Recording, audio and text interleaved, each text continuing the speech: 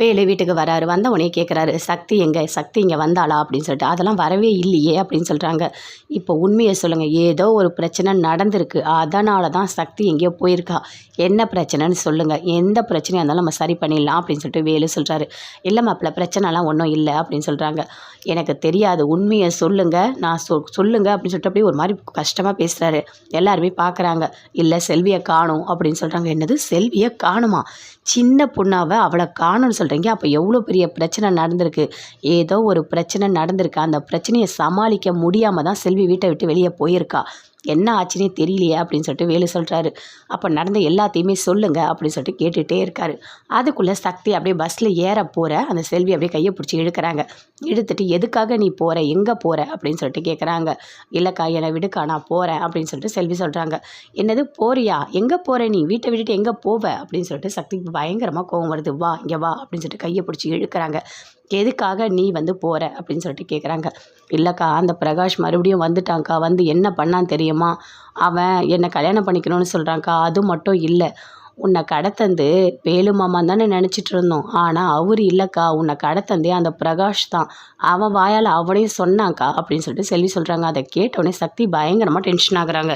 என்னது, என்னை கடத்தந்து அவனா அப்படின்னு சொல்லிட்டு கேட்குறாங்க. ஆமாக்கா, அவன் தான் அப்படின்னு சொல்கிறாங்க செல்வி. சரி, எந்த பிரச்சனையாக இருந்தாலும் பரவாயில்ல, வீட்டுக்கு வா, நம்ம பார்த்துக்கலாம் அப்படின்னு சொல்லிட்டு அப்படியே செல்வி கையை பிடிச்சி கூட்டிகிட்டு வீட்டுக்கு வராங்க.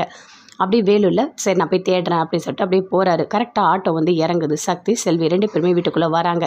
வீட்டுக்குள்ளே வந்தவொடனே, எங்கே போன செல்வி அப்படின்னு சொல்லிட்டு வீட்டில் இருக்க எல்லாருமே கேட்டுட்டு இருக்காங்க. அப்போ நடந்த எல்லாத்தையுமே சொல்கிறாங்க சக்தி. இல்லை, இவ ஏதோ ஒரு பஸ்ஸு பிடிச்சி போக பார்த்தா, அதுக்குள்ளே நான் கூட்டிகிட்டு வந்துட்டேன் அப்படின்னு சொல்லிட்டு. சரி, எல்லாத்தையுமே சொல்லிகிட்டு இருக்கீங்க, ஆனால் என்ன பிரச்சனை நடந்ததுன்னு எதையுமே சொல்ல மாட்டேறீங்க அப்படின்னு வேலு கேட்குறாரு. இல்லை இல்லை, எந்த பிரச்சனையாக இருந்தாலும் பார்த்துக்கலாம், விடுங்க, இப்போ எதுவுமே பேச வேண்டாம் அப்படின்னு சக்தி சொல்கிறாங்க. ஏன் சக்தி இப்படி சொல்லிகிட்ருக்க, இந்த பிரச்சனையை நம்ம சரி பண்ணி தானே ஆகணும் அப்படின்னு சொல்லிட்டு வேலு கேட்குறாரு. இல்லை இல்லை, சரி நீங்கள் உள்ளே வாங்க மாப்பிள்ளை அப்படின்னு சொல்கிறாங்க. அதை பார்த்த உடனே பயங்கரமாக சந்தோஷப்படுறாரு வேலு. அப்படி, என்னது மாப்பிள்ளையா அப்படின்னு சொல்லிட்டு அப்படியே சிரிக்கிறாங்க சக்தி. அப்படியே வெக்கப்பட்டு, என்ன இவ வேற இப்படி சிரிக்கிறா அப்படின்னு சொல்லிட்டு.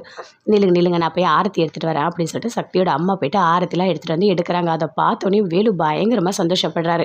உள்ளே வாங்க மாப்பிள்ளை, உட்காருங்க அப்படின்னு சொன்ன உடனே, சரி இப்போதைக்கு செல்வியை பற்றி எதுவுமே பேச வேண்டாம், அவள் மனநிலை சரி இருக்காது, அதுக்கப்புறம் நம்ம பேசிக்கலாம் அப்படின்னு சொல்லிட்டு வீட்டில் இருக்க எல்லாருமே முடிவு பண்ணுறாங்க. செல்வி, ஏன் இப்படிலாம் பண்ண, எதுக்காக நீ இப்படி பண்ண, நீ இல்லாமல் நாங்களாம் இருக்க முடியுமா சொல்லு, உன்னை கஷ்டப்பட்டு பெற்று வளர்த்தா இப்படி தான் போவியா அப்படின்னு சொல்லிட்டு வீட்டில் இருக்க எல்லாருமே கேட்குறாங்க. சரி நீ உள்ளே போ அப்படின்னு சொல்கிறாங்க.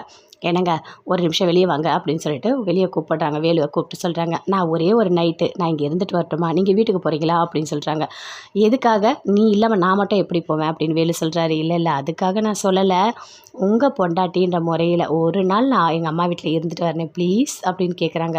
என்ன சக்தி இப்படிலாம் பேசிகிட்டு இருக்க அப்படின்னு சொல்லிட்டு வேலு சொல்கிறாரு.